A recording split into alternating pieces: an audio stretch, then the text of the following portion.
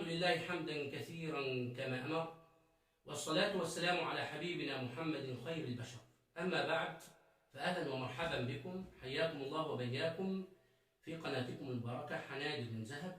ونحن مع برنامجنا إن شاء الله في هذا الشهر، في شهر رمضان الفضيل، سنتناول على مدار 30 يوم حلقات إن شاء الله نعيش فيها بالقرآن ومع القرآن نحيا. إن شاء الله تبارك وتعالى سنتناول في كل ليلة آية من آيات الكتاب الكريم نفهم فيها المعاني والمقاصد العامة للقرآن الكريم، نتدارسها سويا ثم نأخذ منها الدروس والعظة، ويعني نصحح بها مفاهيمنا ونصحح بها يعني عقيدتنا ونصحح بها حياتنا. وشعارنا هو آية وحكاية. عنوان البرنامج جزاكم الله خيرا هو آية وحكاية.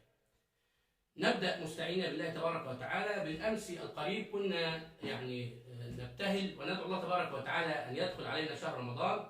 يا شهر الهلال أقبل تعال فالشوق طال، وها قد التقى الحبيب والحبيب، ونحن في أول ليلة من ليالي رمضان، فكل عام وأنتم بخير.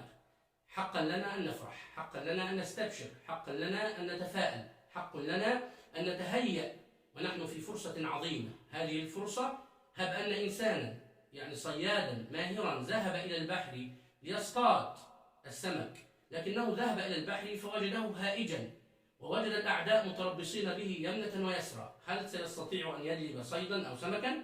لا والله، حتى لو كان ماهرا.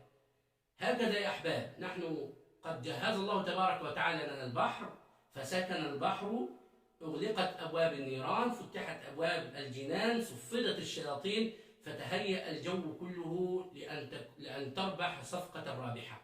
فالإنسان العاقل، المسلم العاقل، يدخل هذا الشهر بهذه النية، شهر الفرصة عليك أن تستغل ما أعطاك الله تبارك وتعالى من نعم ومواهب، فتتهيأ جسديا، تغتسل وتلبس أطيب ما عندك وتضع أفضل العطور وتذهب إلى المسجد مبكرا لتقف بين يد الله تبارك وتعالى. وكذلك الأمر أن تتهيأ روحيا ونفسيا لهذا الشهر كي تخرج منه بأعظم الفوائد وأعلى الثمرات، عشان تكون فعلا صفقة رابحة من الله تبارك وتعالى. عشان ما نطولش عليكم في المقدمة، احنا النهارده بإذن الله تبارك وتعالى أول ما بنفتح شهر رمضان بنفتح على آية فرضية الصيام. يقول الله تبارك وتعالى: يا أيها الذين آمنوا كتب عليكم الصيام كما كتب على الذين من قبلكم لعلكم تتقون.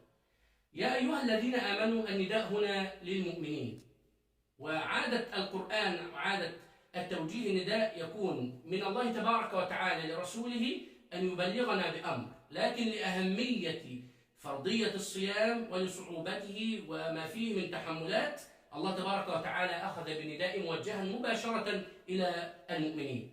يبقى أول شيء الله تبارك وتعالى هنا في هذه الآية خاصة يوجه نداء للمؤمنين، يا أيها الذين آمنوا. قال كتب ولم يقل فرض. لماذا؟ لأنه كتب تحمل معنى الأهمية والشدة، وما نحن نعلم ما في رمضان وما في الصيام من صعوبات. كتب عليكم الصيام. الصيام، ما معنى كلمة الصيام؟ الصيام كما عرفه العلماء ببساطة أو بسهولة هو الامتناع عن الطعام والشراب ومباشرة الزوجة من طلوع الفجر إلى غروب الشمس. يبقى يا أيها الذين آمنوا النداء للمؤمنين. كتب عليكم أي فرض عليكم، لكن قال كتب لزيادة الأهمية ولزيادة الاهتمام. الصيام قلنا وعرفناه أنه الامتناع عن الطعام والشراب ومباشرة الزوجة من طلوع الفجر إلى غروب الشمس كما كتب على الذين من قبلكم. ولماذا قال كما كتب على الذين من قبلكم؟ هذا أيضا من نوع من أنواع التخفيف. حتى لو أنني قلت يا فلان احمل هذه 100 كيلو، 100 كيلو احملهم، لعله يعني يستصعب ذلك فيقول يعني كيف أحملهم، فآتي بمن هو أقل منه أو غيره وأقول له لقد حمله هذا، فهذا سيخفف عليه حينما يتحمل هذا الأمر. وبالتالي لما الله تبارك وتعالى يقول لنا كتب عليكم الصيام كما كتب على الذين من قبلكم، يريد الله تبارك وتعالى يخفف علينا هذا الحمل. وفي النهاية يختم الله تبارك وتعالى لعلكم تتقون، وده الهدف وده الموضوع الكبير اللي اتفرض عشان الصيام ما اتفرضش عشان نمتنع عن طعام وشراب فقط، فرب صائم ليس له من طعامه إلا من صيامه إلا الجوع والعطش، ورب قائم، وهكذا أنتم تعلمون ذلك كثيرا. لكن الهدف الأسمى والأعلى من الصيام هو التقوى، والتقوى كما عرفها العلماء والهدف منها إن إحنا هنبني جدار بيننا وبين المعاصي والذنوب، هنبني جدار منيع بيننا وبين ما يحيط بنا وما علق بنا من معاصي وذنوب وشهوات وشبهات، فنتقي الشهوات والشبهات باليقينيات والإيمانيات، نتقي المعاصي بالطاعات، نتقي الغفلة بذكر الله تبارك وتعالى وقراءة القرآن، ننظف قلوبنا بالقرآن. والصيام فيه يعني أهداف عظيمة جدا وآثار حسنة كثيرة جدا. تنمية الوازع النفسي في الإنسان والإرادة، يبعث على الخير ويدفع عن الشر ويعلم الصبر ويحقق المساواة بين الغني والفقير في الجوع، فنذكر إخواننا الجوع والعطش فنعطف عليهم. وأيضا في الصيام فوائد كثيرة جدا صحية كما ذكر علماؤنا والأطباء. والصيام يا أحباب، هذه الآية آية 183 في المصحف من سورة البقرة، الجزء الثاني الحزب الثالث الربع 11. والصيام كما نعلم فرض في العام الثاني من الهجرة، وهو من أركان الإسلام ورابع ركن من أركان الإسلام. كما نعلم فرضه الله تبارك وتعالى بنص الآية وبنص حديث النبي صلى الله عليه وسلم: بني الإسلام على 5، ومن ضمنها أنه يعني صيام شهر رمضان.